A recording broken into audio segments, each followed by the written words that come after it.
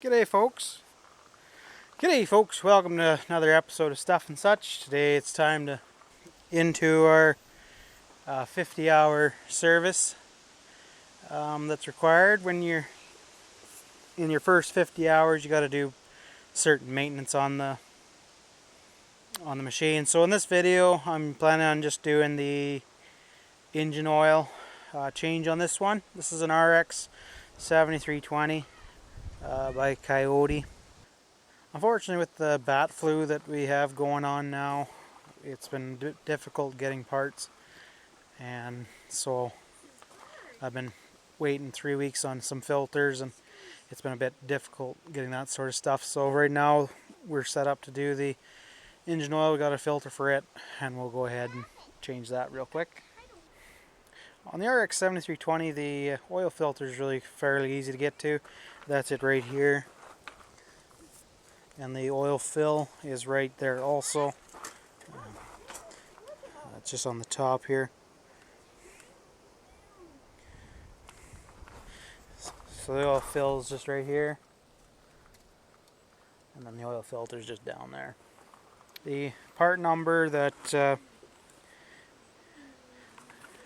they sold me is that one there, in case you're wondering. It's where we live. We're, my goodness, it's windy out here. Sorry if the wind's making the audio unbearable.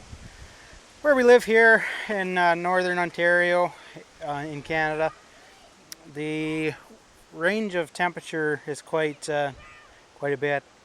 We'll hit 30 Celsius in the summer, fairly common, and in the winter time we'll hit minus 30, fairly common, and if a bad front rolls through, we'll sometimes touch minus 40. So I'm running 540 synthetic in this thing, Rotella T6, and the reason I'm running that is because it's the 5 is the cold weight thickness, so hopefully it'll make my cold starts for snow plowing easier. And also having the W40, which is the working weight temperature, I believe, that I'll have a little better protection in the warm parts of the summer. That's the theory, so let's get after it. So down below here we have the 2 oil pans. It's actually one oil pan, just it's cast around the shaft. Not my ideal preference, but it is what it is. So basically, in theory, you should be able to just take your French wrench here and bust them loose, but I've heard funny things about stuff being a bit too tight. So let's see if we can lose my knuckles.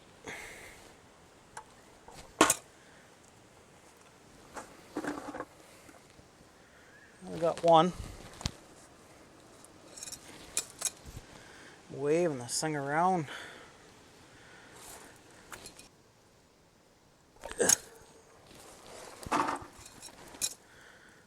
Alright, so there we go.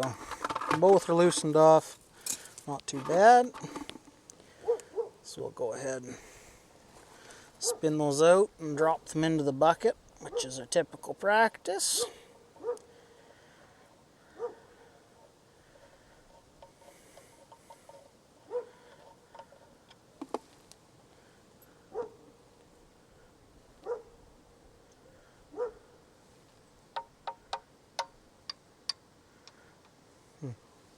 It's too bad. Would have been nice if those are magnetic. So they got this handy dandy shelf here you put them on.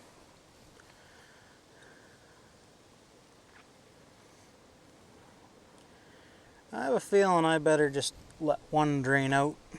Make sure my pail doesn't overflow or something goofy.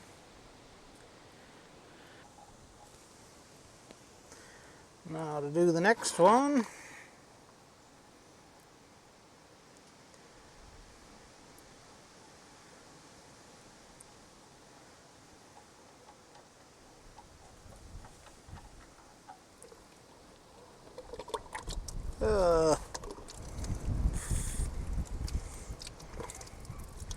Thanks, wind.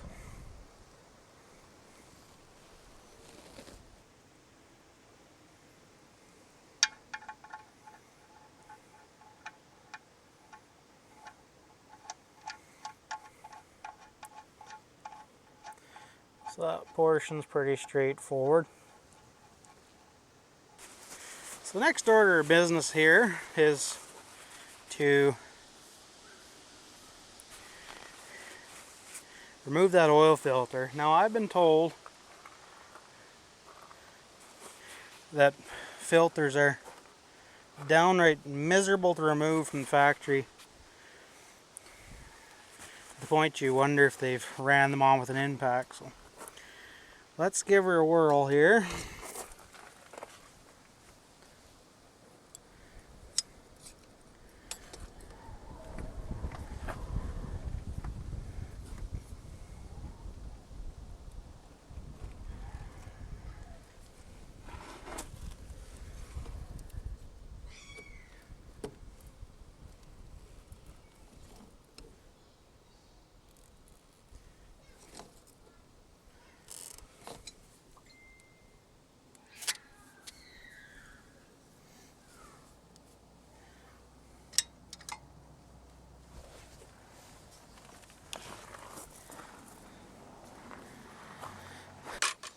So they most definitely don't put any lubrication on that O-ring. You could feel it having to break loose. Really heavy filters. But overall not too bad on that. One thing you want to do for your O-rings is put a little oil on them so they kind of seat nice and good and able to slip off pretty reasonable also.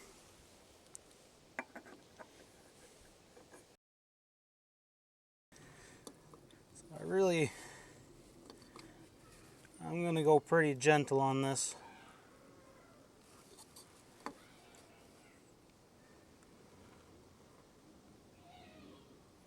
That's good there. Now after that, it's just a matter of basically filling it up.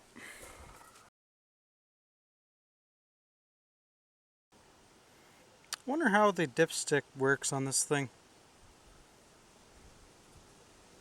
Like if it dips into one of the sumps of the oil pan.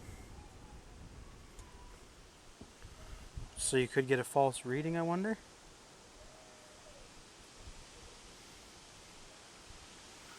I don't know. Because see what I mean, if the dipstick was measuring from only one side of the sump, and as you're filling it up, you're only filling one side of the sump of the oil pan, you could essentially be like 3 liters short.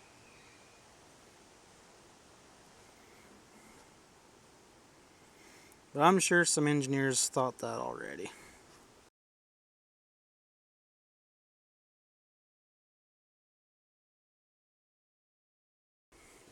So basically what you need to do is once you get it to the full mark, you need to run it for a little bit, like a minute.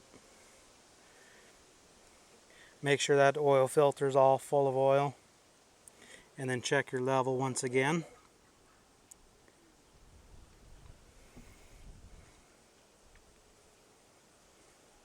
Pretty straightforward, really. Video is more just to show the locations of drain plugs and filters and proper tools and how much oil you should have on hand, and just kind of give a little bit of a direction on how to go about doing it. So now that we got her close, we'll go ahead and start her up, let her run for a little bit, get everything circled around and check it for level once again, and then we're all done.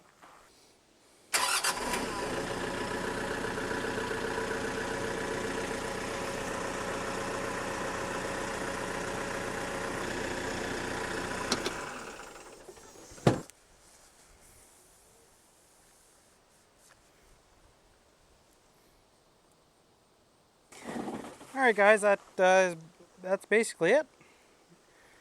As you can kind of see, it wasn't really that difficult, nothing to really get too fired up about. Something you can easily do it yourself. I know some people would you prefer to have it taken to a dealer and have that in record and stuff, and that I can understand. But in my case, the nearest dealer is an hour away, one way, probably a little more than that. And with the tractor weighing about 10,000 pounds, it doesn't really make much sense to have it trucked in to get it serviced, especially when you're more than capable enough to do it yourself. Anyways, guys, thanks. If you like this video, give her a thumbs up and subscribe to the channel. The next video I'm going to plan on doing is doing the front end axle conversion, front axle oil conversion from the watery hydraulic fluid they put in it to the recommended gear oil. As you can see, there's a lot of with the loader and a lot of weight on that front axle. It really should have something with a bit more bearing load capacity than that pitiful hydraulic fluid, in my opinion. And also the manual recommends doing it anyways. So anyways, thanks guys, thanks for watching. We'll catch you in the next video, and take care.